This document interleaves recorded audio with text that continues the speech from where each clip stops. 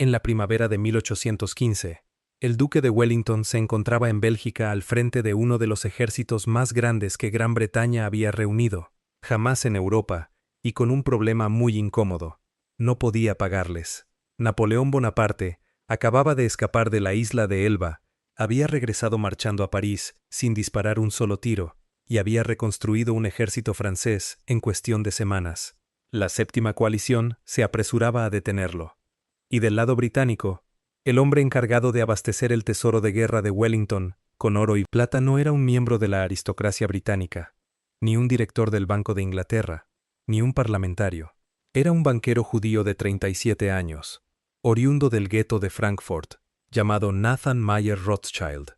En los 4 meses siguientes, Nathan y sus 4 hermanos introducirían de contrabando enormes cantidades de oro a través de un continente que técnicamente seguía en guerra con Gran Bretaña. Comprarían moneda en Hamburgo, Ámsterdam, Berlín e incluso en la propia París. La embarcarían por el Canal de la Mancha y la harían circular a través de las líneas de un emperador francés que había prohibido expresamente el comercio con los británicos. Harían, en palabras del comisario general británico, el mejor negocio que ninguno de ellos había realizado jamás. Y cuando el humo se disipó en Waterloo, la noche del 18 de junio de 1815, la familia Rothschild estaba en camino de convertirse en la dinastía financiera privada más rica del mundo. Esta es la historia de cómo ocurrió. ¿Y por qué?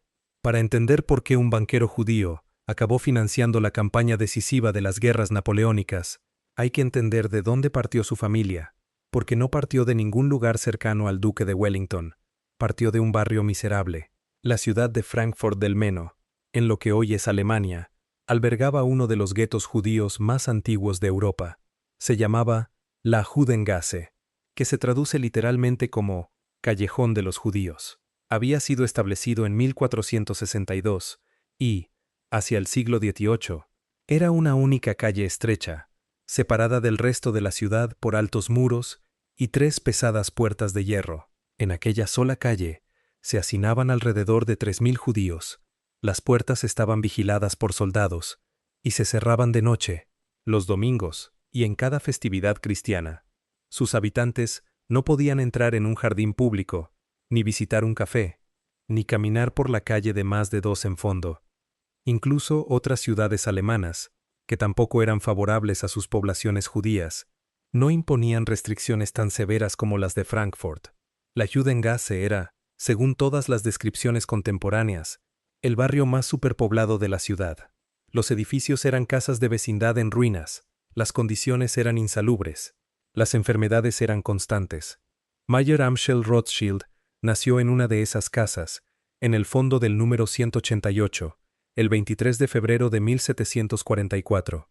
El propio apellido Rothschild provenía de la casa. En el siglo XVI, un antepasado de la familia había vivido en un edificio señalado por un escudo rojo pintado, Zum Roten Schild, en alemán, y aunque la familia se mudó a una casa diferente llamada Zur Pfanne, que significa la sartén, conservaron el apellido original. Ese es el tipo de detalle que importa aquí. En la Judengasse, hasta el propio nombre te era asignado según el edificio miserable que te había tocado habitar. Mayer Amschel fue el cuarto de 8 hijos. Su padre, Amschel Moses, era cambista y comerciante de telas de seda, 2 de los muy escasos oficios que los judíos de Frankfurt tenían legalmente permitido ejercer. Cuando Mayer tenía 11 años, su padre murió. Antes de que cumpliera los 12, su madre también había fallecido. Fue enviado a estudiar para convertirse en rabino, pero no llegó a terminar. En su lugar, fue aprendiz en una firma bancaria de Hannover, y allí, trabajando como auxiliar administrativo, tropezó con el negocio que lo cambiaría todo, las monedas antiguas. A finales del siglo XVIII, la nobleza alemana estaba obsesionada con el coleccionismo de monedas antiguas. Príncipes, duques y príncipes electores competían entre sí por sus colecciones numismáticas privadas. Mayer Amschel, con ojos agudos y una ética de trabajo incansable, desarrolló una verdadera pericia en este mercado. Regresó a Frankfurt a comienzos de su veintena y estableció su negocio. Comenzó a enviar catálogos personalizados de monedas raras a coleccionistas adinerados, y uno de esos coleccionistas resultó ser un hombre llamado el príncipe heredero Guillermo de Hesse-Kassel, quien más tarde se convertiría en el elector Guillermo IX, uno de los príncipes más ricos de Europa. Y después, en algo más que un cliente. En 1769, Mayer Amschel había recibido el título de Hofaktor, agente de la corte, del príncipe. Era un título modesto en la práctica, pero en la rígida jerarquía social de la Alemania del siglo XVIII, representaba una puerta abierta. A través de Guillermo, Mayer Amschel comenzó a gestionar letras de cambio, luego transacciones de mayor envergadura, luego préstamos, y finalmente la administración de un enorme portafolio de deudas que diversos gobiernos europeos tenían con el príncipe. Guillermo se dedicaba, entre otras cosas, al negocio de alquilar soldados hessianos a ejércitos extranjeros, incluido el británico durante la Revolución Americana, y los pagos por aquellos mercenarios circulaban a través de complejos instrumentos financieros que necesitaban de alguien discreto para gestionarlos. Mayer Amschel era sumamente discreto, pero aquí está la parte que transformó a un pequeño comerciante de monedas de Frankfurt en el fundador de una dinastía. Tenía 5 hijos. Sus nombres eran Amschel Mayer, Salomon, Nathan, Karl y Jacob, quien más tarde sería conocido como James. Y Mayer Amschel hizo algo que, en retrospectiva, parece un frío genio estratégico. A medida que cada hijo llegaba a la mayoría de edad, lo destinaba a una ciudad europea diferente. Amschel se quedó en Frankfurt y heredaría el banco familiar. Salomon acabó siendo destinado a Viena. Nathan, el tercer hijo, fue enviado a Inglaterra, primero a Manchester y luego a Londres. Karl terminaría en Nápoles, y James, el menor, sería enviado a París. 5 ciudades, 5 hijos, una familia, un negocio coordinado. Los 5 hijos serían conocidos más tarde como las 5 flechas, un símbolo que acabó siendo incorporado al escudo de armas de la familia, cuando el emperador Francisco I de Austria los elevó al rango de varones en 1822. Pero ese ennoblecimiento aún quedaba en el futuro. A finales de la década de 1790, los hermanos Rothschild no eran aristócratas. Eran ambiciosos comerciantes judíos procedentes de un gueto de Frankfurt, que operaban en una Europa que estaba a punto de ser prendida en llamas por un general corso llamado Napoleón Bonaparte. En 1796, las tropas revolucionarias francesas atacaron Frankfurt y, durante el bombardeo, prendieron fuego accidentalmente a la propia Judengasse. La mitad del barrio se incendió. 2000 judíos quedaron sin hogar. Por primera vez en siglos, los residentes judíos de Frankfurt fueron autorizados a vivir, temporalmente, en el barrio cristiano. Era un pequeño detalle en la historia más amplia de la Revolución Francesa, pero para la familia Rothschild era una señal de lo que estaba cambiando. Napoleón, con todos sus demás defectos, estaba derribando los muros de los guetos europeos, allá donde llegaban sus ejércitos. El mismo emperador cuya derrota los Rothschild pronto ayudarían a financiar, era también, paradójicamente, el hombre cuyas conquistas les habían otorgado su primer atisbo de igualdad legal. Esa paradoja, y la manera en que los Rothschild la navegaron, es el eje de todo lo que viene a continuación. Nathan Mayer Rothschild llegó a Inglaterra en 1798. Tenía 21 años. Hablaba un inglés deficiente. Según todas las descripciones contemporáneas, era bajo, brusco, directo hasta la grosería, y estaba casi completamente desinteresado en las sutilezas sociales de la gente a la que estaba a punto de superar. Se instaló primero en Manchester, que en ese momento era la capital textil del mundo. Los telares de Lancashire escupían tejidos a una escala que Europa nunca había visto, y el trabajo de Nathan, según las instrucciones de su padre, era sencillo. Comprar textiles baratos en Manchester, enviarlos a Frankfurt, venderlos con un margen de beneficio y remitir las ganancias a casa. Lo que hizo en realidad fue mucho más agresivo. En pocos años, Nathan estaba eliminando intermediarios en cada eslabón de la cadena. Compraba directamente a los tintoreros, directamente a los hilanderos, directamente a los tejedores. Pagaba en efectivo y a tiempo, lo que le convertía en un cliente preferente. Expedía enormes volúmenes de mercancía. En 1804 se había trasladado a Londres, donde estaba el dinero de verdad, y había iniciado la transición de comerciante textil a banquero. Estableció su sede en New Court, un edificio enclavado detrás de St. Swithin's Lane, en la City de Londres, y fundó la firma que llegaría a ser N.M. Rothschild e Hijos.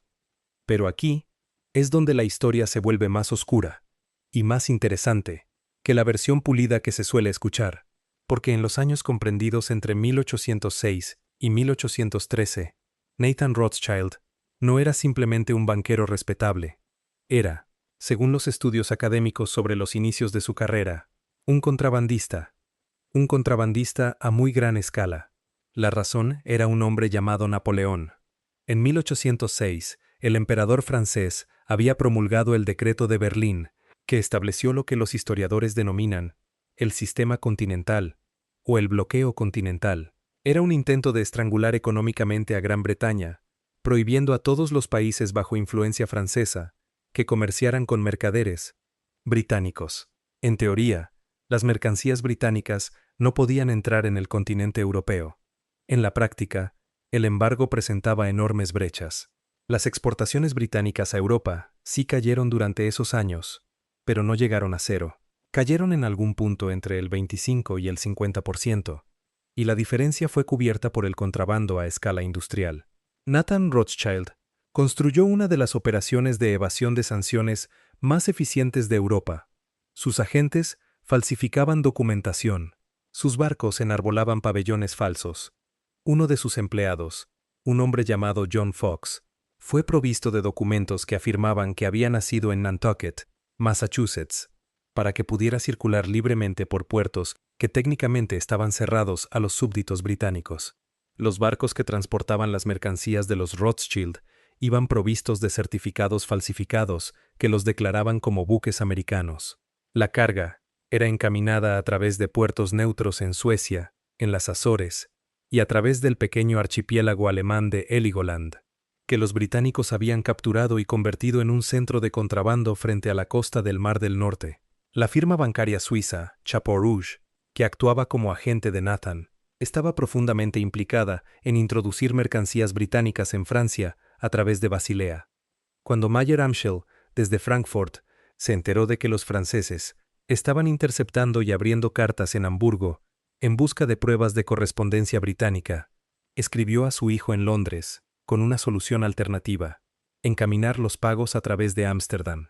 La red Rothschild se adaptó, desvió sus rutas y mantuvo el flujo de mercancías y dinero. Era, en palabras llanas, contrabando internacional organizado. Los Rothschild estaban violando sistemática y conscientemente las leyes de todos los estados continentales alineados con Napoleón. Se beneficiaron enormemente de ello.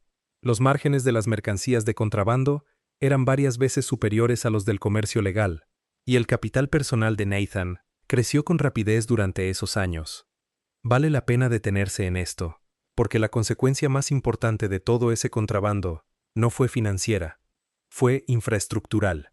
Para cuando el gobierno británico fue a buscar a alguien capaz de mover grandes cantidades de oro a través de fronteras hostiles en 1814, Nathan Mayer Rothschild ya tenía la red en funcionamiento. Disponía de rutas de mensajería, disponía de casas francas, tenía agentes en todos los puertos principales, tenía relaciones con capitanes de barco dispuestos a transportar cargas sin hacer preguntas, tenía hermanos establecidos en Frankfurt, en París, y, cada vez más, en diversas ciudades de los estados alemanes, todos ellos capaces de mover dinero e información más rápido que cualquier gobierno de Europa. Un hombre llamado John Charles Harris estaba a punto de reparar en ello. John Charles Harris era, en 1813, el comisario general del gobierno británico. Su trabajo consistía en obtener y distribuir el dinero con que se pagaba al ejército británico. Concretamente, era el responsable de resolver un problema que llevaba años sacando de quicio al duque de Wellington. Wellington llevaba combatiendo en la península ibérica desde 1809, expulsando lentamente a los franceses de Portugal y luego de España. Su ejército era, en el sentido militar técnico, magnífico. También estaba constantemente sin fondos. Wellington no podía pagar a sus soldados en billetes de papel británicos, porque los vendedores españoles y portugueses no los aceptaban. No podía pagarles en moneda británica, porque no había suficiente. Necesitaba moneda local, dólares españoles, luises de oro franceses, reales portugueses, en forma física, en cantidades enormes, entregada en plena zona de guerra. Sin ello, sus tropas no podían comprar alimentos a los campesinos locales. O se morirían de hambre o, lo que era peor, recurrirían al saqueo, lo que haría que la población local se volviera contra la presencia británica de la noche a la mañana. Durante años, Wellington había estado enviando furiosas cartas a Londres, exigiendo oro. Londres se había devanado los sesos. Las fuentes habituales de financiación bélica, las grandes casas bancarias establecidas de Baring Brothers y Hope y Compañía de Ámsterdam, hacían todo lo posible, pero no podían resolver el problema logístico de fondo. ¿Cómo comprar en secreto enormes cantidades de monedas de oro a través de la Europa continental, incluidos los territorios controlados por Francia, y después entregarlas físicamente a un ejército en el sur de España, sin alertar al gobierno francés? Fue así como, a finales de 1813, Harris recurrió a Nathan Rothschild. Las razones están hoy razonablemente bien establecidas. Nathan tenía la red. Tenía hermanos establecidos en Frankfurt, en París y en las principales ciudades comerciales de Alemania. Tenía agentes que ya sabían cómo mover mercancía de contrabando a través de fronteras controladas por Francia, porque llevaba los 7 años anteriores haciendo exactamente eso, en violación del bloqueo napoleónico. Tenía reputación de discreción. Tenía vínculos con el mercado financiero ruso a través de su actividad en San Petersburgo, algo que el gobierno británico también consideraba estratégicamente valioso.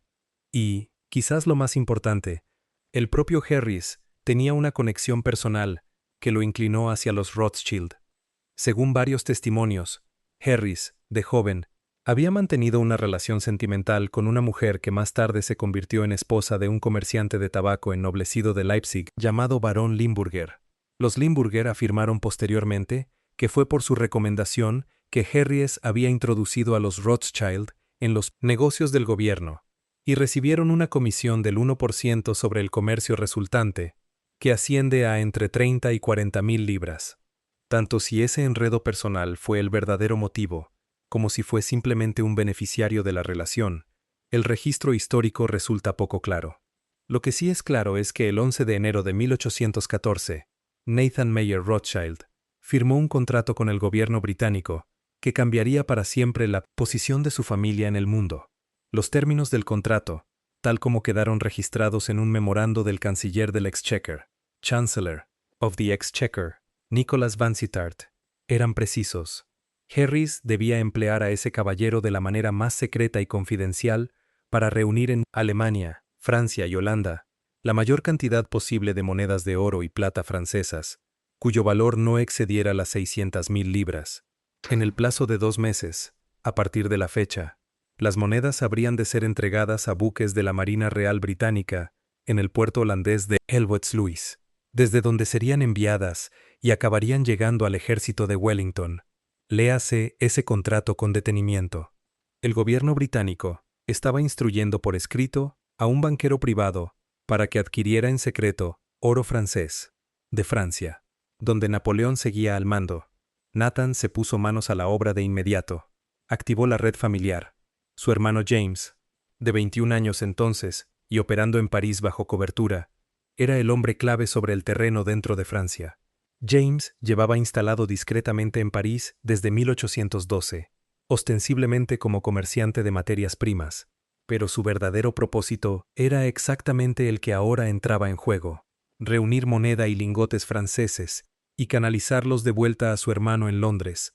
James era el eje de la operación. Según las autoridades francesas de la época, se le sospechaba de contrabando y estaban vigilándole. Pero el régimen de Napoleón albergaba una contradicción incómoda en el corazón de su política. El gobierno francés intentaba simultáneamente hacer cumplir el sistema continental contra el comercio británico y tolerar ciertas operaciones de contrabando limitadas, porque los contrabandistas traían mercancías escasas y perturbaban la economía británica. Existía incluso una localidad de contrabando oficialmente reconocida a las afueras de Gravelines, llamada la Ville des Smugglers, literalmente la ciudad de los contrabandistas, donde los librecambistas operaban bajo supervisión francesa controlada. Las operaciones de James Rothschild existían en los intersticios de todo aquello, a veces toleradas oficialmente, a veces sospechosas para las autoridades, siempre en movimiento. Salomón, el segundo hermano, fue enviado a Berlín para coordinar el extremo prusiano de la red. Karl ayudó a gestionar las operaciones en los estados alemanes. Amschel dirigía el centro de Frankfurt. El propio Nathan permaneció en Londres, donde era el director de toda la orquesta. Adquirió moneda de oro en Hamburgo, Ámsterdam y Berlín. La convirtió, cuando fue necesario, en los luises de oro franceses y los pesos de plata españoles que el ejército de Wellington necesitaba realmente. Organizó el embarque de cargamentos en buques de la Marina Real en Helvoetsluis y otros puertos holandeses. Parte del oro fue enviado por el Canal de la Mancha hasta Inglaterra y de allí a San Juan de Luz, cerca de la frontera francesa con España, donde aguardaba el ejército de Wellington. Surgió un problema casi de inmediato. Las monedas de oro y plata francesas disponibles en Holanda y Alemania sencillamente no eran suficientes para alcanzar el objetivo. A pesar de los frenéticos esfuerzos, la red se quedó ligeramente por debajo de las 600.000 libras. En torno a 450.000 libras fueron enviadas desde Holanda en 2 envíos en marzo de 1814, pero fueron suficientes, combinadas con otras fuentes, para mantener solvente al ejército de Wellington durante la fase final de su campaña en el sur de Francia. Wellington cruzó los Pirineos, derrotó a los franceses en Toulouse y, en abril de 1814, con París ocupado por los aliados, Napoleón abdicó por primera vez y fue enviado al exilio a la isla de Elba. La guerra, al parecer, había terminado. Wellington partió para ser el embajador británico ante la restaurada corte borbónica en París. La comisión Rothschild estaba, sobre el papel, concluida. Nathan y sus hermanos habían logrado algo extraordinario. Habían financiado los meses culminantes de una de las mayores campañas terrestres de la historia europea, sirviéndose de una infraestructura de contrabando construida originalmente para quebrar el propio bloqueo económico de Napoleón. Y entonces, menos de un año después, el hombre de Elba decidió que no había terminado. El 26 de febrero de 1815, Napoleón Bonaparte abandonó subrepticiamente la isla de Elba a bordo de un navío llamado l'Inconstant, con cerca de 1.000 soldados, y se hizo a la vela, rumbo a Francia. El 1 de marzo, desembarcó cerca de Cannes, en la costa meridional francesa. El célebre momento que siguió ha sido narrado en innumerables ocasiones. Napoleón, marchando hacia el norte con su pequeña fuerza, se encontró con el 5º regimiento francés, enviado a interceptarle y arrestarle. Se aproximó a ellos solo, abrió su casaca y, según se cuenta, gritó: «Aquí estoy. Matad a vuestro emperador si queréis».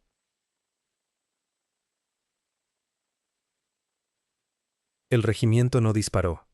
En cambio, se unió a él, al igual que el siguiente regimiento, y el siguiente. El 20 de marzo, Napoleón estaba de regreso en París. El rey Luis XVIII ya había huido a Bélgica. Napoleón era de nuevo emperador. La reacción en toda Europa fue un pánico casi instantáneo.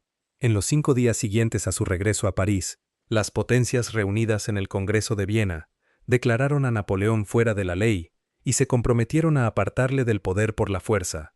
Era la 7ª coalición: Gran Bretaña, Rusia, Austria, Prusia y la mayor parte de los estados alemanes menores. Wellington fue nombrado comandante de las fuerzas anglo-aliadas que se estaban congregando apresuradamente en Bélgica, con el mariscal Blücher al mando del ejército prusiano junto a él, pero había un problema catastrófico. Gran Bretaña había desmovilizado en 1814, tras la primera abdicación de Napoleón. Muchos de los regimientos veteranos de Wellington de la Guerra de la Península habían sido redeployados para combatir en una guerra separada contra los Estados Unidos, en América del Norte. Aunque el Tratado de Gante puso fin a ese conflicto en diciembre de 1814, la mayor parte de esas unidades veteranas aún no habían regresado a Europa. Wellington estaba improvisando un ejército compuesto por tropas británicas, más contingentes holandeses, belgas y varios alemanes, muchos de los cuales habían combatido recientemente del lado francés. No era una fuerza pulida, era una coalición apresurada, levantada a crédito, y había que pagarla. Los soldados no combaten por entusiasmo, combaten por pan, y el pan cuesta dinero. La presión financiera sobre el gobierno británico fue inmediata y enorme. Hacían falta cuantiosos subsidios para los prusianos, los austriacos y los rusos, que todos necesitaban dinero en efectivo para mover sus ejércitos hacia el oeste. Había que enviar moneda fuerte a Wellington en Bélgica. Los proveedores locales belgas y alemanes no iban a aceptar papel británico. Querían oro, querían plata, y lo querían ya. Así que, una vez más, el gobierno británico recurrió a Nathan Rothschild. Esta vez, la escala era diferente. Solo en 1815, el año de Waterloo, los Rothschild gestionaron para Gran Bretaña y sus aliados continentales cerca de 10 millones de libras en subsidios.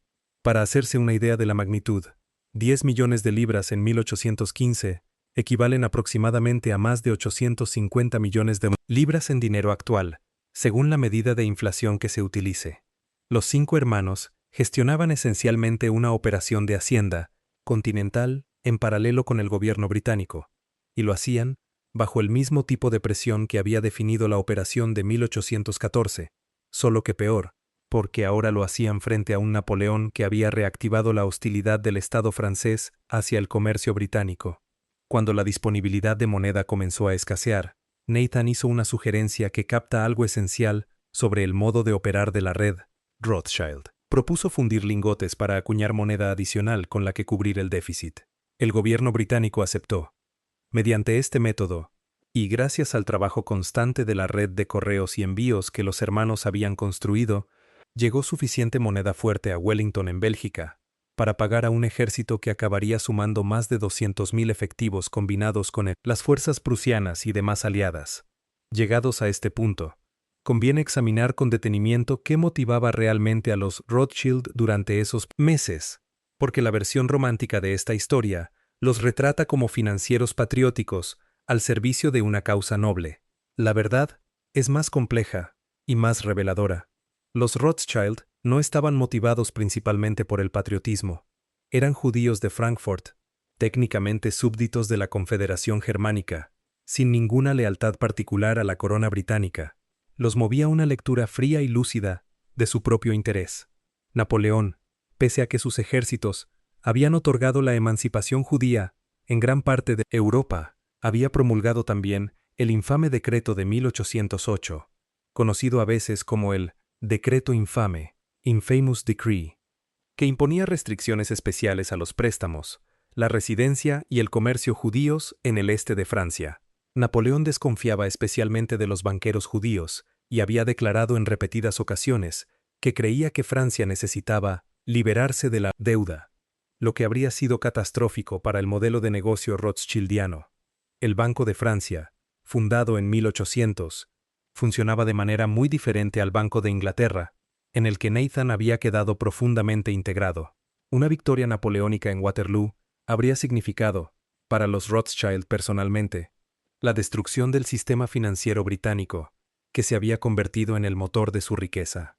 También tenían perspectivas de beneficiarse enormemente del propio contrato. Las comisiones por gestionar los subsidios continentales, los márgenes en las transacciones de cambio de divisas, los beneficios en la adquisición de lingotes, todo ello era ingente. Y Nathan, mirando hacia el futuro, comprendía también que si Gran Bretaña ganaba la guerra, los bonos del Estado británico, llamados consols, se dispararían en valor. Ya estaba muy expuesto al mercado de deuda pública británica. Una victoria británica era, para él, una oportunidad financiera en múltiples frentes. Una derrota británica era una amenaza existencial. Así que cuando Nathan Rothschild puso toda la maquinaria de su red familiar al servicio del problema de pagar al ejército de Wellington en la primavera de 1815, no lo hacía por Inglaterra, lo hacía por los Rothschild. Los dos intereses resultaron alinearse, pero esa alineación no era sentimental, era estratégica, y el hombre que más se beneficiaría, en última instancia, de esa alineación, estaba a punto de recibir una noticia de un correo en una playa de Bélgica. El 18 de junio de 1815, Hacia las 11:30 de la mañana, comenzó la batalla de Waterloo. Napoleón, con unos 72.000 soldados franceses, atacó al ejército anglo-aliado de Wellington, de aproximadamente 68.000 hombres, atrincherado a lo largo de una cresta, cerca de la aldea de Mont-Saint-Jean, a pocos kilómetros al sur de Bruselas. Los combates fueron feroces. Wellington la describió posteriormente como una maldita victoria por los pelos, la cosa más reñida que hayáis visto en vuestra vida. Durante la mayor parte del día, el resultado estuvo genuinamente en el aire. La Guardia Imperial Francesa lanzó su famoso asalto final al caer la tarde. La infantería británica, formada en cuadros y mantenida con brutal disciplina, rechazó el asalto. En ese mismo momento aproximadamente, el ejército prusiano del mariscal Blücher, que había marchado todo el día a través del barro para llegar al campo de batalla, golpeó el flanco derecho de Napoleón. La línea francesa se derrumbó. Al caer la noche, 25.000 soldados franceses estaban muertos o heridos, y 9.000 eran prisioneros. Los aliados habían perdido alrededor de 23.000 hombres. Napoleón huyó del campo. 4 días después, el 22 de junio de 1815, abdicó por segunda vez. Pero mientras los soldados todavía morían en la cresta cerca de Mont-Saint-Jean, otra parte de la infraestructura Rothschild ya estaba en movimiento. Los hermanos Rothschild habían construido, además de su red bancaria, el sistema de correos privado más rápido de Europa. Utilizaban mensajeros de confianza, capitanes de barco, cartas cifradas y, según algunos testimonios, incluso palomas mensajeras. Los mensajeros portaban un pequeño bolso de cuero rojo, que era inmediatamente reconocible para los funcionarios de aduanas de todo el continente. Muchos gobiernos europeos habían concedido efectivamente a ese bolso una especie de inmunidad diplomática, permitiendo a los correos Rothschild cruzar fronteras sin ser inspeccionados, incluso entre países que estaban técnicamente en guerra entre sí. El sistema era un arma de información, y Nathan Rothschild lo comprendía perfectamente. Un agente Rothschild, la mayoría de los relatos lo llaman Rothworth, aunque la ortografía varía según los documentos, estaba apostado cerca de la batalla. En cuanto quedó claro que la línea francesa se había derrumbado, Rothworth se puso en marcha. Cabalgó a toda prisa hacia la costa belga. A última hora de la tarde del 19 de junio, el día después de la batalla, estaba en el puerto de Ostende. Embarcó en un barco rápido, que cruzó el Canal de la Mancha, llevando consigo una gaceta holandesa, todavía húmeda de imprenta, con la noticia de la victoria aliada. Desembarcó en Folkestone al amanecer del 20 de junio. Cabalgó de inmediato hacia Londres. Llegó a Nathan Rothschild en Newcourt esa misma mañana. El mayor Henry Percy, portador del despacho oficial del gobierno británico del propio Wellington, no llegaría a Londres hasta la tarde del 21 de junio. Eso significaba que Nathan Rothschild conocía el resultado de la batalla más decisiva de la época entre 24 y 48 horas antes que el gobierno británico. Aquí es donde el registro histórico se bifurca, y es necesario conocer ambas versiones para entender lo que realmente ocurrió. La versión legendaria de la historia, repetida en todo tipo de obras, desde historias de la Bolsa de Londres hasta una película de propaganda nazi de 1940, titulada Die Rothschilds, es la siguiente. Nathan, al recibir la noticia, intentó primero informar al primer ministro británico, que al parecer dormía, y a continuación se dirigió de inmediato a la Bolsa de Londres. Tomó su posición habitual junto a una columna del parqué, un lugar tan familiar para los demás operadores que había llegado a conocerse como la columna de Rothschild. Y entonces, sabiendo que Gran Bretaña había ganado realmente, procedió a mostrarse sombrío y a vender. Vendió consols, los bonos estándar del Estado británico, de manera agresiva. Los demás operadores, que seguían cada movimiento de Rothschild, debido a su legendario acceso a la información, cundieron en pánico. Llegaron a la conclusión de que Wellington debía de haber perdido. Empezaron a deshacerse de sus propios consols, a cualquier precio. El mercado se desplomó. Y mientras se desplomaba, los agentes del propio Rothschild compraron silenciosamente enormes cantidades de esos consols a precios de saldo, utilizando intermediarios para ocultar las operaciones. Cuando la noticia oficial de la victoria de Wellington llegó finalmente a Londres después, el mercado de bonos se disparó.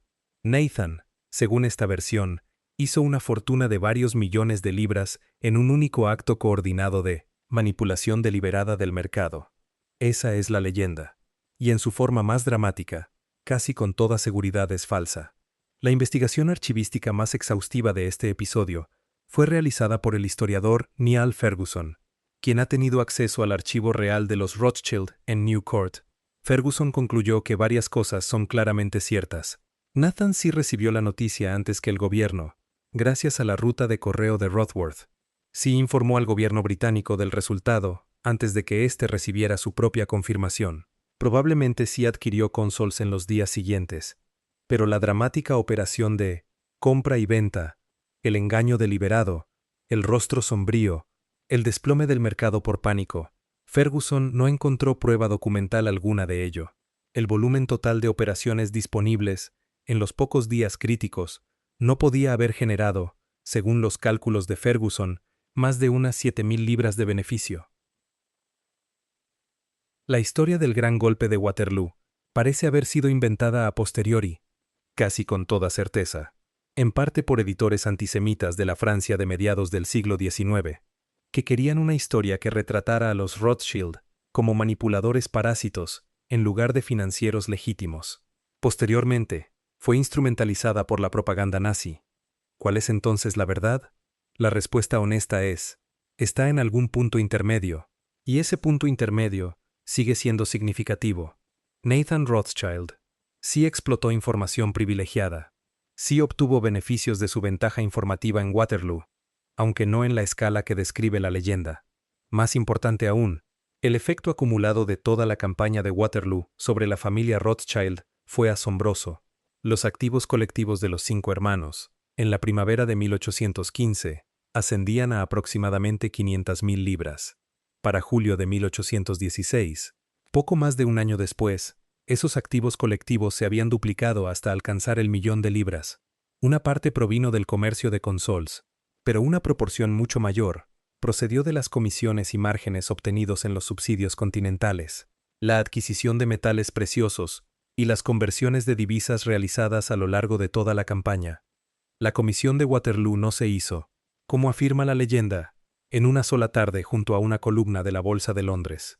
Se hizo en 18 meses de trabajo incesante, moviendo oro a través de una zona de guerra. Y el propio Nathan, años después en una cena, describiría toda la empresa a un amigo, con 5 palabras escuetas: el mejor negocio que hice en mi vida. Existe también un hilo más oscuro, que debe reconocerse, porque la cuestión de la deshonestidad en esta historia es real. Los Rothschild sí recurrieron al engaño. El engaño era estructural, no teatral. A lo largo de los años del sistema continental, habían falsificado documentación, utilizado banderas de conveniencia, mentido sobre el origen nacional de sus barcos y sus empleados, y desviado cargamentos por canales engañosos para eludir el bloqueo de Napoleón. James Rothschild, en París, era sospechoso para las autoridades francesas de contrabando y operaba en la práctica como agente extranjero dentro del Imperio francés. Todo el contrato de 1814 había instruido a Nathan a actuar de la manera más secreta y confidencial, que es el código gubernamental para: haz que esto se lleve a cabo, pero asegúrate de que nadie descubra que te lo pedimos. ¿Fueron estos actos deshonestos? Por cualquier criterio razonable, sí. Fueron deshonestos con respecto a las leyes de Francia. También resultaron, por azar, estar en consonancia con los objetivos estratégicos del gobierno británico. La honestidad, en las finanzas internacionales durante tiempos de guerra, no pertenece a la misma categoría que en la vida cotidiana. La batalla de Waterloo, del 18 de junio de 1815, decidió la guerra, pero el acuerdo político y financiero de Europa tardó el resto del año en desarrollarse, y la familia Rothschild estuvo en el centro de todo ello. Napoleón, tras su segunda abdicación el 22 de junio, se dirigió a la costa atlántica, con la esperanza de escapar a América. La Marina británica bloqueó el puerto. El 15 de julio de 1815, se rindió a bordo del buque de guerra británico HMS Bellerophon. Los prusianos querían que fuera ejecutado, los británicos no. pero tampoco querían que estuviera cerca de Europa nunca más. Fue trasladado a un buque más remoto, el Northumberland, y enviado a la isla de Santa Helena, en el Atlántico Sur bajo control británico, donde llegó el 15 de octubre. Viviría allí, sin creciente aislamiento y con una salud en declive, hasta su muerte, por lo que probablemente fue un cáncer de estómago, el 5 de mayo de 1821.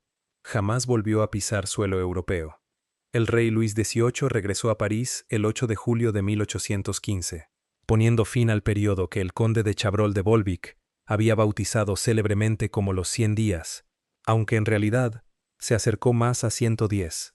La restauración borbónica era ahora permanente. Francia fue ocupada por ejércitos aliados durante varios años y se vio obligada a pagar enormes reparaciones, lo que creó una oportunidad financiera completamente nueva que los Rothschild, naturalmente, dominarían pronto. Para 1823, la casa parisina de James Rothschild, que entonces operaba formalmente como The Rothschild Frères, era el principal banquero del gobierno francés, el mismo gobierno francés cuyo bloqueo él había pasado sus primeros años de carrera eludiendo, que había sido interrumpido por el regreso de Napoleón, se finalizó en los meses posteriores a Waterloo. Y aquí la historia toma un giro oscuro, que raramente se aborda junto al triunfo financiero de la familia Rothschild. El Congreso se había visto obligado a abordar lo que se llamaba, en el lenguaje de la época, la cuestión judía. Bajo el régimen napoleónico, la emancipación judía se había extendido por muchos territorios europeos. La comunidad judía de Frankfurt había pagado, en 1811, una suma enorme de dinero al personal francés del duque, a cambio de igualdad legal. Las ciudades hanseáticas de Hamburgo, Lübeck y Bremen habían recibido concesiones similares bajo el dominio francés. Tras la derrota de Napoleón, casi todas esas conquistas fueron revertidas. En el Congreso de Viena, el delegado de Bremen, un hombre llamado Johann Schmidt, realizó un cambio aparentemente menor en la redacción del acuerdo que regulaba los derechos judíos en la Confederación Germánica. Cambió una sola palabra. Donde el texto original garantizaba a los judíos los derechos ya concedidos en los estados alemanes, la versión revisada de Schmidt les garantizaba los derechos concedidos por los estados. El cambio fue pequeño. Las consecuencias, enormes. Varios estados alemanes utilizaron de inmediato la nueva redacción para argumentar que, dado que los derechos anteriores habían sido concedidos por ocupantes franceses y no por los gobiernos locales, ya no eran válidos. La propia Frankfurt reimplantó muchas de sus antiguas restricciones sobre el Judengasse, el mismo gueto donde había nacido Mayer Amschel Rothschild. Roma devolvió directamente a sus judíos al gueto. En gran parte de Europa Central, el estatus legal de las comunidades judías retrocedió en cuestión de meses tras Waterloo. Los Rothschild habían financiado la campaña que derrotó al hombre que había emancipado a su comunidad. No existe una manera limpia de describir ese hecho. Los propios hermanos raramente lo comentaron directamente.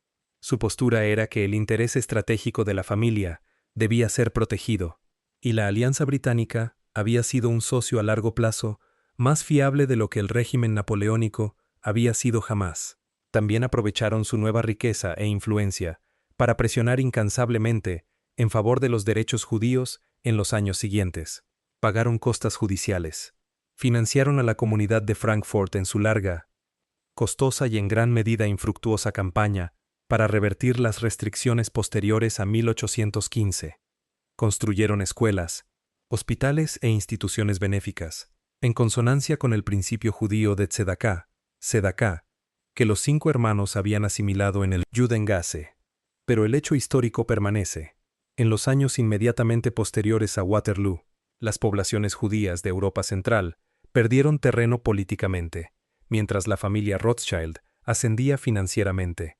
Alemania fue sacudida por los pogromos de Hep Riots, una oleada de violencia antisemita, en la que turbas atacaron barrios judíos en ciudades de toda Baviera, Sajonia, Württemberg y la propia ciudad libre de Frankfurt.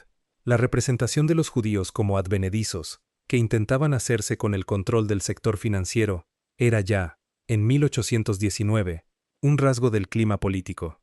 Los Rothschild eran el blanco más visible de esa suspicacia.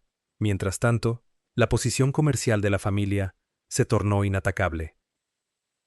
En 1817, los hermanos fueron ennoblecidos por el emperador austriaco Francisco I, quien les concedió un título personal de nobleza, y en 1822 los elevó a varones hereditarios. Su escudo de armas incorporaba las 5 flechas que representaban a los hermanos y los 4 rincones del imperio bancario europeo que habían construido. Nathan, a quien en cierta ocasión el mayordomo del primer ministro británico había negado la entrada a su residencia porque el hombre estaba descansando, era ahora uno de los principales prestamistas de casi todos los grandes estados europeos.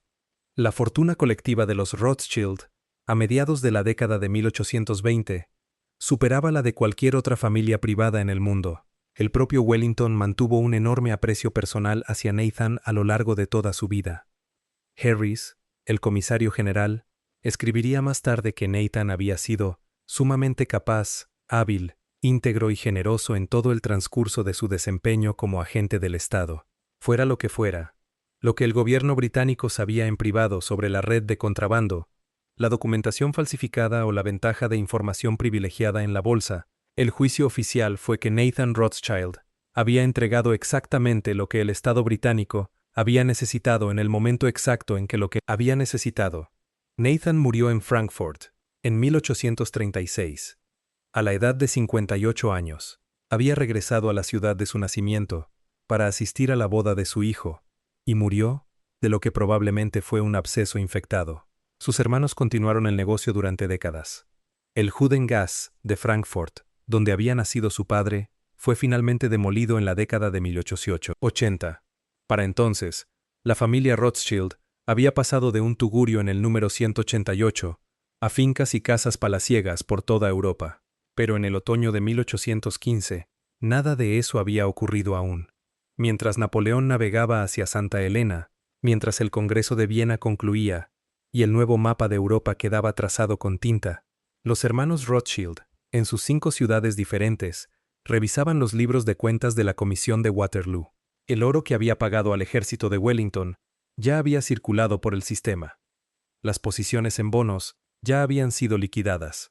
Los acuerdos ya estaban cerrados, y en la trastienda de New Court, en la City de Londres, Nathan Rothschild estaba sentado ante su escritorio, mirando los números y, según un testimonio, comenzando a reflexionar muy seriamente sobre lo que iba a hacer a continuación.